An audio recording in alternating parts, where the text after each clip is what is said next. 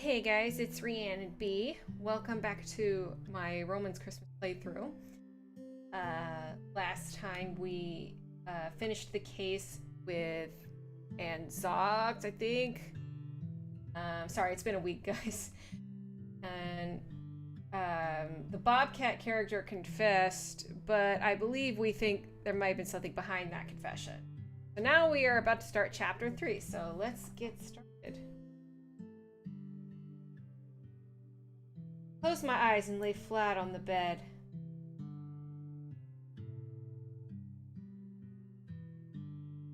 I could feel the stew in my belly slosh slightly with every breath, the weight of it like an anchor in my gut.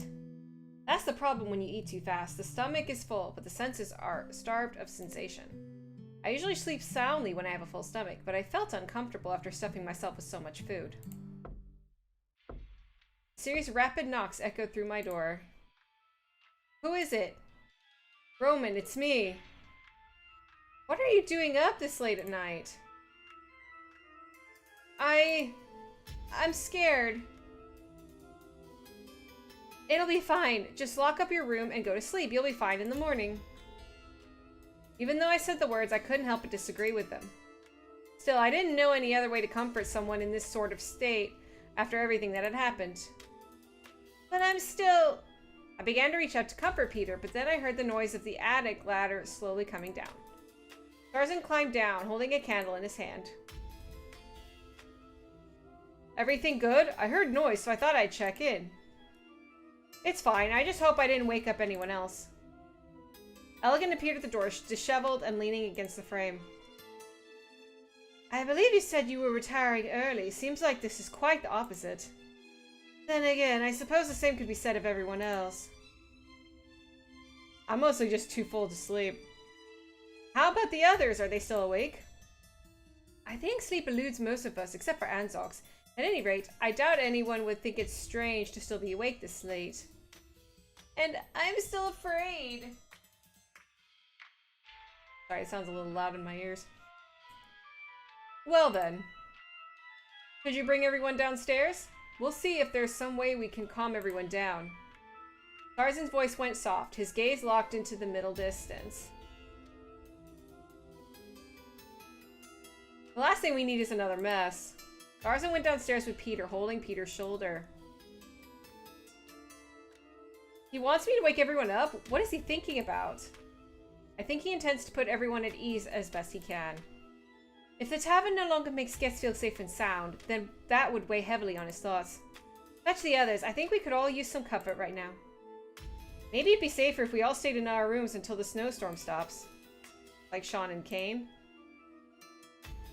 Alright, fine. Let me go get everyone and we can all think of some way to calm down.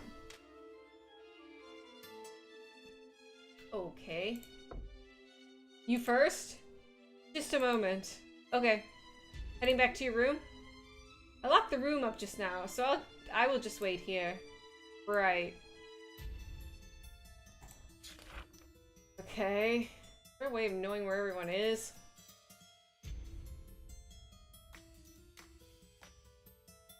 Peter's already in the hall. I stood in front of Heron's door.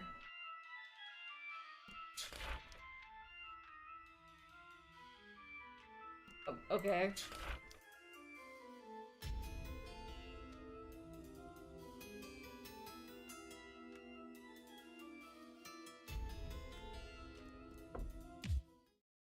I knocked on Heron's door. Yes? It's Roman. Heron opened the door and smiled. Have you come to me in this dark hour to... Sorry to disappoint you, but Tarzan wanted me to bring everyone downstairs. He wants to discuss the safety measures. Oh, I see. Heron's smile froze. I will be there.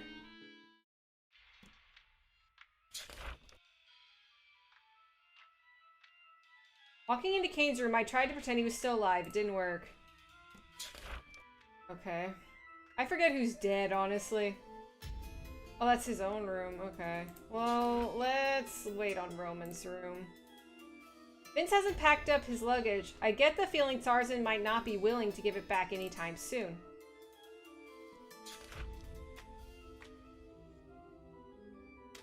Elgin actually locked the door. Oh, that's right. She's in my room. Okay.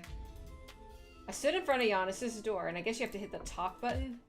I knocked on Giannis's door. Who is it? Me, Roman. Giannis soon came to the door. Tarzan wants everyone in the hall so that we can discuss how we can protect everyone. Ah, sure, I'll be there right away. He rubbed his eyes and walked by. These days really, Okay. Go to the attic, I guess, if anybody's up here. I climbed into the dark attic. Drivey was huddled up in his bed. It was hard to see him against the white bed linen. Drivey? Oops. Sorry. Drivey swiftly tossed off the coverings and got up. What is it? Is Anzox awake or... Tarzan wants everyone to come to the hall. Even if I'm already in bed?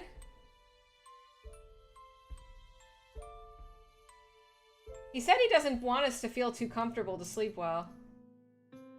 I don't see that as an issue for me. No need to worry. However, I can understand why some would have difficulty sleeping. Let me fetch a few things from my medicine box, and I'll join you shortly. Who do you want to talk to? Let's try Anzox. Rub his belly or pinch his face. Okay. I squished Anzox's face. A bit tough. Dragon scale's quite thick. Not thick enough, though. I rubbed Anzox's belly. Feels good. Squishy. I didn't stop until Thrivey started glaring at me like I was a naughty child. Okay. I guess I'll try Thrivey again. What are you getting from your medicine box? Some sleeping medicine. No need to worry, Detective. It's nothing habit-forming or potent. At best, it would only make people sleep easier. Alright then. How's Anzox doing? No worse, thank God. I can't tell when he'll wake up, though. He could wake up tonight if things go well, otherwise. Thrivey looked aside. Best not to think about that.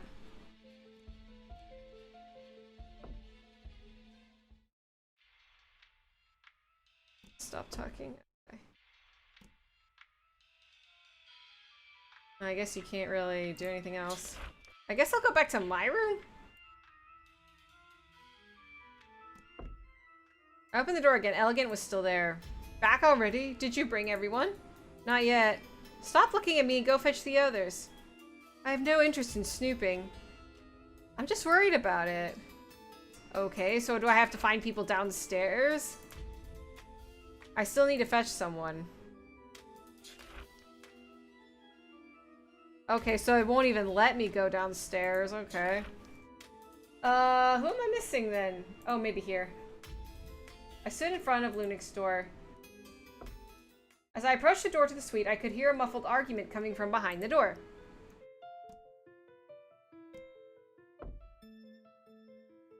I pressed my right ear against the wooden door and held my breath. The only good thing about having a deaf left ear is that I wouldn't get distracted by other noises while eavesdropping. Qu'est-ce que j'aurais dû faire, eh? How could I have known that we would be trapped here in this tavern? Sorry, I know a little bit of French, so I'm trying to remember what this says. Qu'est-ce que is like, what is? Or what? Qu'est-ce que j'aurais? What could I have done, I guess? It's something along the lines of, what could I have done, huh?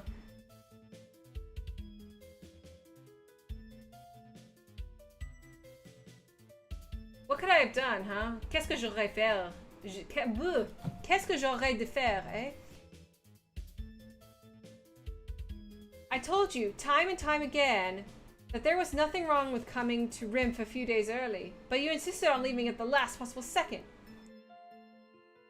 Oh, and why are you saying you predicted this blizzard, Es-tu une sorcière, mon amour? Should I blame you also for what could have happened if I abandoned my duties early? And he's saying, are you a witch or are you a sorceress, my love?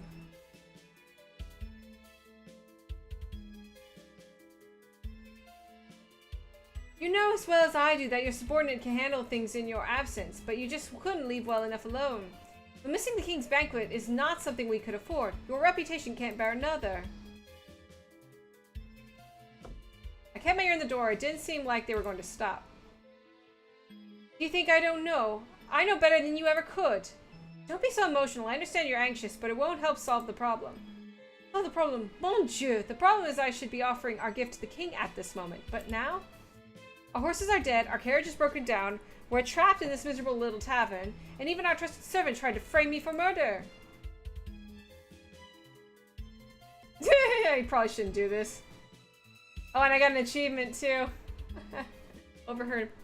I kept listening to their endless quarrel. My neck was starting to hurt. Which is why I suggested we depart earlier in case these sorts of things. Ah, you expect me to believe that? No. You just wanted to take a longer trip here in Rimp. And what of it? Last time you... Okay, now there's nothing else, because both options are knock on the door. Alright, let's knock. As I knocked on the door, the quarrel suddenly stopped. How can I help you, Monsieur Detective? If nothing else, his emotional control is impressive. Sorry to disturb you, but Sarzan wants everyone to come down to the hall, so we can come up with a way to keep everyone safe. Ah, I see. Okay, we will go. Toot sweet. Lunik stepped back and closed the door. Okay, now can I talk to Elegant now? I opened the door again. Elegant was still there. Back already? Did you bring everyone? Sure. To the hall, then. I headed downstairs with Elegant. Okay, since everyone is here, we'd best start. To start what?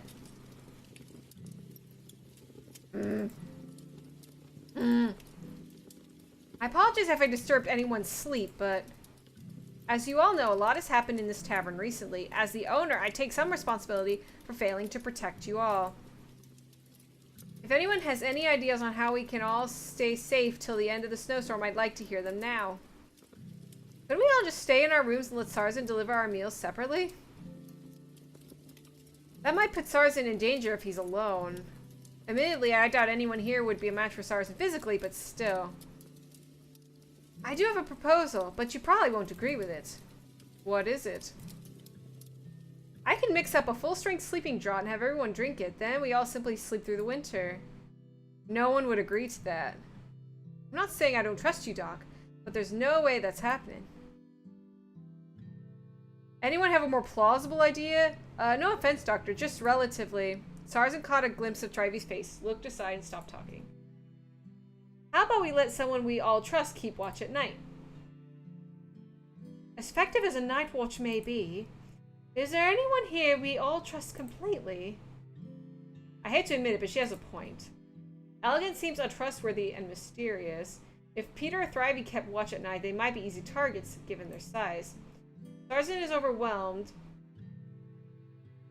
Giannis, well, he'd probably spend the night drinking. To be honest, and I may be wrong, but something feels weird about Heron.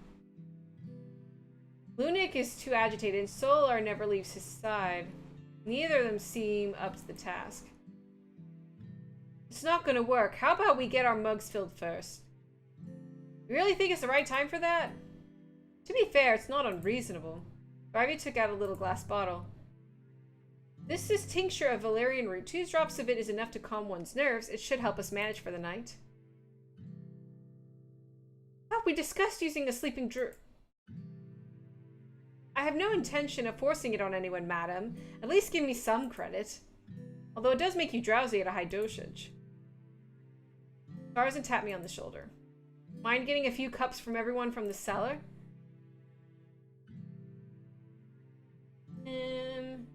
Fetch cider together or refuse to go.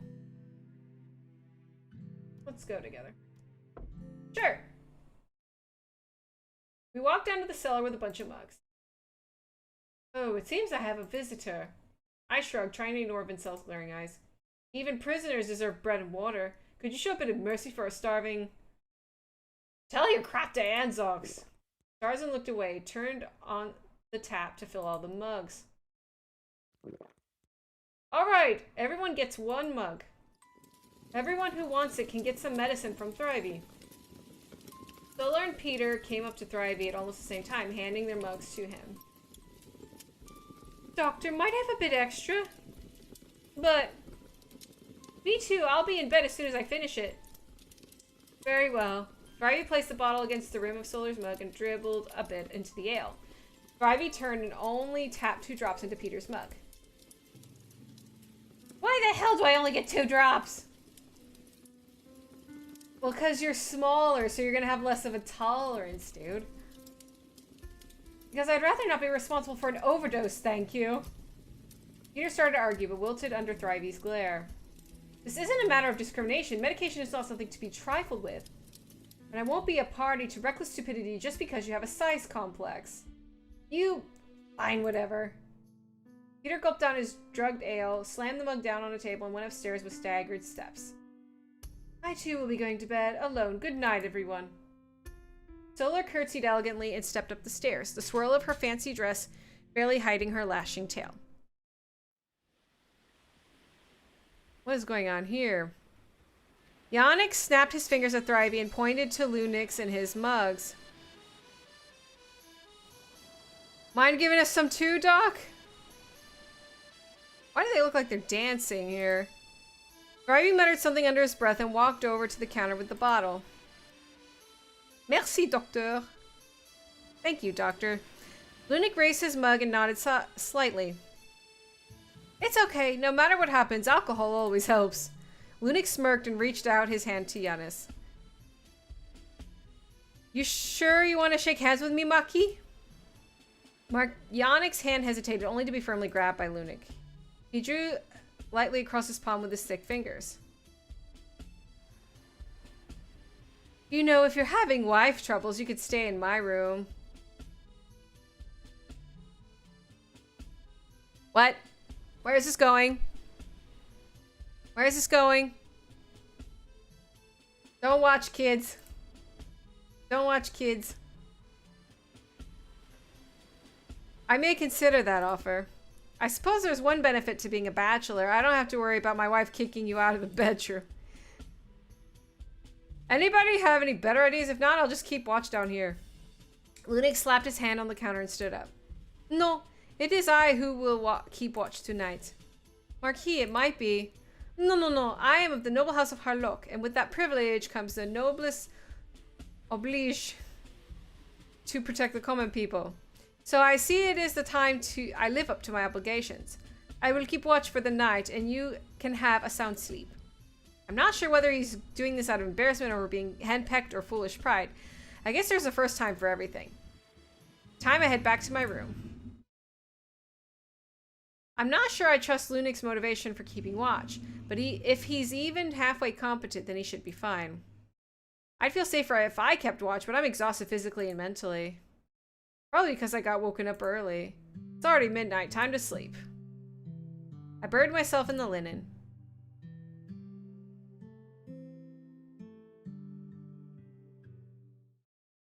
This is still chapter 3? I don't know what's happening. Day 4, 26 December, 1285. Today is Boxing Day. When I was a pup, my father always gave me a sate to donate to the church today. Oh, some money. He'd always say, the intention is more important than the amount. He asked me to donate it, mainly because the amount was sort of pathetic. The clergy would roll their eyes if he did it himself. I felt so tired, but I just woke up. What's going on? I tried to reach for the open window. The wind sucked all the heat from the room. Weird, the window should be closed. I got up and sat on the side of the bed. The front of my head was pounding. My nostrils felt like they were stuffed with cotton. I couldn't smell or even breathe. I closed the window. The movement pushed away the snow on the sill. My head hurts. Maybe some food can help me get better? You awake now? Sarzan saw me walking down the stairs and gestured to a nearby table. There was a plate of white bread and some roast meat from last night, a scoop of gravy, and a cup of cider. First decent breakfast I've had the whole time I've been here, and now I can't smell anything. Figures. Have a good one. It looks like everyone else has eaten and is broken off into little groups to talk. I dipped a piece of bread into the gravy and ate. I should probably talk to some of the others when I'm done. Gauge how everyone's feeling. I gotta talk to people. Who do you want to talk to? Elegant sat alone beside the fireplace, sipping the contents of her mug. Good morning. Morning. Elegant set her mug aside. Why did you come up with that conclusion last night? Which conclusion? You will have to be a bit more specific. You said that one of the noble brothers is still alive. That is my conclusion, yes. Why would you be interested in it? The mysterious client might be... out of desire for truth. Affected by that incident. I haven't been doing this playthrough consistently, so I'm a little bit like, I don't remember half the shit that's been happening, if I'm being honest with you. Whatever. The client discovered something strange, so he requested you check it out? That hardly covers everyone. In my experience, most people do not care about such things if it has nothing to do with them. So I would say the client is one of the parties involved in the collapse. You mean your client might be the one who survived? That is unlikely, but plausible. At least one person with a crossed out name survived. You doubt me even now? As I said before, I'm investigating my own affairs. I'd be more inclined if I managed to leave here unscathed. All the better to eliminate you now. At least that is my opinion of the matter. Huh? Okay. By the way, what do you think Vincel's motive was? I think it would be better to ask him directly before I offer any speculation. He's still alive after all. You need not even go down the hall. You need not even go down into hell to ask his ghost. I stepped away. Elegant and picked up her mug again. I sat beside Heron. A blessed morning to you, my child. Morning to you too. Heron looked anxious and his cup-holding hand was shivering. You alright? 2 horrible incidents this close to Christmas. Rough circumstances bring out the worst in people, like when a bunch of strangers are trapped into a limited space. That must be God's punishment. Seriously? In this holy time, God walks upon the land, and the unrighteous are devoured by their sin and inequity, as it is only just. How in the hell does that sound just? Last I checked, being imperfect didn't exactly count as a sin. Or are you saying that Cain and Anzox deserve what happened to them? No, you're right, Detective. I apologize. It has to just be a coincidence, yes. Okay, it's just one thing. Lunik was asleep at one of the tables while Solar sat at the counter. As I approached... Heck is this music? I saw her gingerly pick up the coat that had begun slipping down Lunik's back.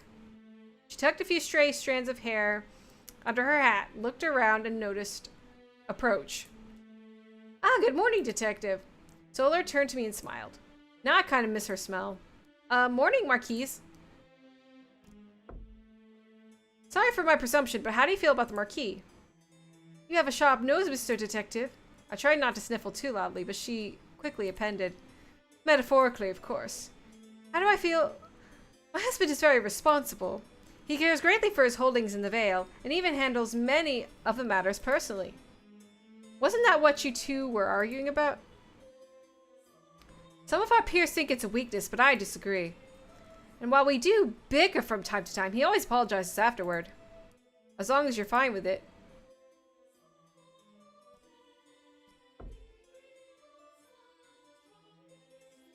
A lady with lots of stories, then, I wonder. Where do you come from? From the south, the Principality of Cordoba. I believe it used to be called the Kingdom of Stripes. Because of the tiger stripes, I presume. Indeed. I've been away from home for too long. I miss Cordoba now and then, especially on cold nights like these. Pardon my moment of nostalgia. How do you feel about the White Star?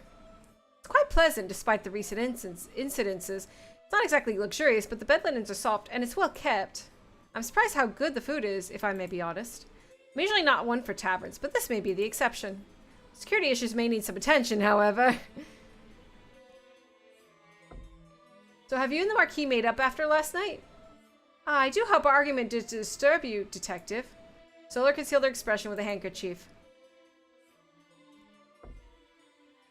Think I'll leave Solar to attend to her sleeping husband. Yeah, I've talked to all these guys. Okay, it's the same people, so I guess I have to look at the map. This is the main hall. I should go to the bathroom and comb my hair. I look like a haystack. Peter jumped up from the mirror as I opened the door. Haven't you heard about knocking? Sorry, I didn't know you were in here. You scared me. Peter clutched his chest and was breathing heavily. I gently patted Peter's head, trying not to mess up his hair. Peter's ears twitched, but he seemed to calm down. Are you okay? I'm still scared. Luna kept watch last night. Nothing happened. What are you afraid of now? That's true, but I'm still... Maybe you should go ask Sarzin for a stiff drink to calm you down. Maybe. When you were talking about equality in Napoleon, you weren't just talking about species, right? Certainly. For example, the nobility have the right to refuse searches and can only be judged by fellow nobles. What do you mean? I mean that common-born judges literally can't sit in judgment over the nobility. But a lot of judges have noble titles. That still doesn't make it fair. Besides, common folk like us usually end up with harsher punishments too. By the way, did you have time to write that letter? Well, let me think about it first. I may come up with some ideas by tomorrow. Thanks.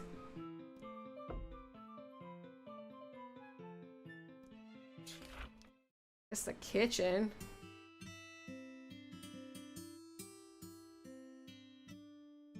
Sarzin leaned against the stove inside. How's Vincel doing in the cellar? Still alive last I checked. By the way, if you're going to the cellar, take this to him. Sarzin handed me a plate with a slice of stale bread and a few chunks of cold stewed liver.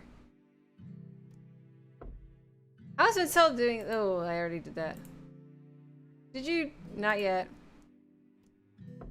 Is Anzox alright? Ravi said he's fine, so there shouldn't be any serious issues. Although I kind of missed listening to his lute last night. At night. Did you sleep well last night? It took a while, but yeah, at least I'm not so nervous now. That's good.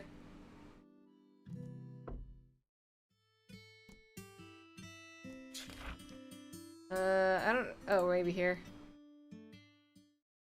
Vincel was sitting in a worn chair, his head bowed and his hands bound. He squinted and turned away from the bright light coming through the door. Are you taking me to the court, my good detective? No, I brought you some food. Thanks. I raised the plate beside his face. His jaws snapped at empty air at it a few times before he finally bit down on the bread. I considered just holding the bread in his mouth so he could eat it easier, but he pulled the entire piece into his mouth and chewed quietly. Finishing the bread, Vincel glared at the plate, then turned his head away. Already full? Hardly, my good detective, but I'd rather starve than eat cold, half-cooked liver.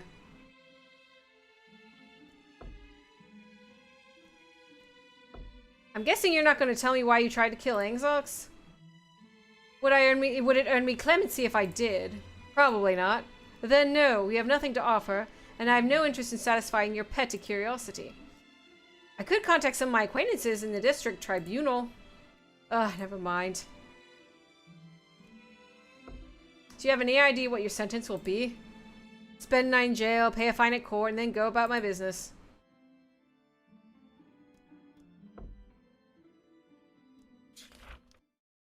Guess I'll talk to him again?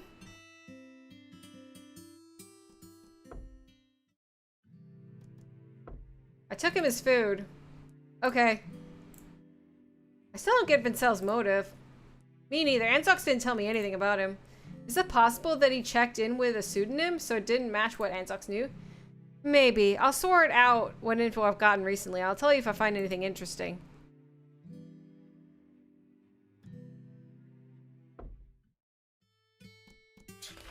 I've talked to the people in the hall, the cellar, the kitchen, the toilet. Guess I have to talk to people upstairs? They're both in the lobby. Okay.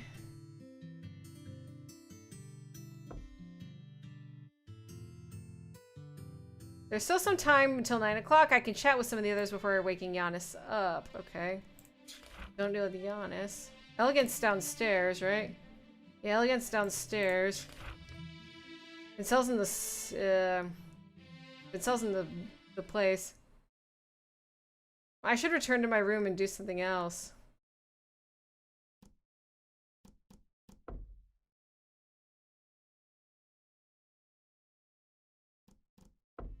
I opened the book and stopped at a random page. Helios II inspected the Karnak district to understand something blah blah blah. You know what, it doesn't matter. I'm sick of laying out this typeset. Most of the people who get these books can't read anyway. I'll just stick the blocks on the letterpress randomly. Yeah, no fucking kidding. Actually, I guess... Wait, no, he's dead. The scent of the blood in Kane's room is too weak for me to smell. Probably due to my stuffy nose, okay. I think... Is Herod downstairs? Herod's in the hall. Peter's down in the bathroom. Kane's smell has vanished. Maybe it's my stuffy nose's fault. Okay, yeah, he's gone too. They're both in the lobby. I guess check the attic. Larry was reading his heavy book beside Anzok's bed.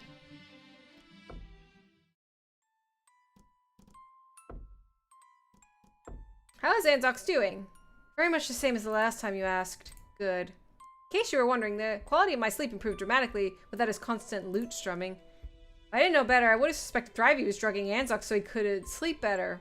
I couldn't blame him, though. So much for my Christmas vacation. I do appreciate your work, Detective. Same. I imagine you weren't expecting to be a coroner over Christmas. Anzox is still laying there. Perhaps some sort of stimulus could wake him. He should be awake by now. I wonder why. I'll try this. I tugged on his tail. Didn't come free like a gecko's. I picked up the lute and plucked a string. Anzox's tail twitched. He moved! Seems it was slightly effective. I plucked another string. Anzox's tail twitched to the other side. So his tail is the only moving part. I kept on playing the lute. Anzox's tail trembled a little. Seems he's too lazy to move. I plucked a string. Okay, that's it, I guess. No one else, I guess. That should be everyone, right? The quarter was silent. What does it say? There's no response. Giannis? Still no response. Ah, shit. Still asleep? That's a new record even for him. Maybe Thrivey gave him too much last night. Not even possible! Thrivey clambered down the ladder. I only gave him 3 drops, so he should be awake by now. Is it possible that he's so sensitive to the medication that a small dosage would keep him knocked out this long? I sincerely doubt it. Not with how much he drinks. Anyway, let's take a look. Uh-oh. What is with this music? Sarazan removed the key from his chain and opened Giannis's door. Oh, he's dead. The air inside the room was freezing cold. Gusts of frigid wind howled through the window like an angry ghost. He did. Looks like he has an arrow or a harpoon in his chest or something. What is this music? The normal pungent smell of blood was whisked away by the snowy wind to the point where it was untraceable. Giannis laying on his bed. His chest was covered with rusty blood mixed with icy crystals like snow. Tarzan recoiled as if he'd been struck, the keychains clattering onto the carpet. The window swung weakly in the wind, letting out a shrill creaking noise with each sway. Tarzan leaned against the wall, wide-eyed and breathing heavily. Why? Why? Giannis was... Detective, I'll take Tarzan downstairs. Can you take care of the scene? I'm fine. I just need a few minutes. Tarzan sat in the corner, eyes unfocused and distant. I will inspect the body then. Drivey stepped through the door, stretched out Giannis' bed linen and covered his body. Another murder. I need the keys first of all. Throwing darts. All right, you guys. I think this is a good time to go ahead and end this episode. Next episode, we're going to be getting into the investigation portion of the chapter. to figure out who killed Giannis. And thank you for watching the series. Like and subscribe if you do. Also follow me on Twitch. I do stream, right now streaming once a week. Hopefully in the future I may stream more. But anyway, yeah. And do all the things, and I will see you next time. Have a great day, guys.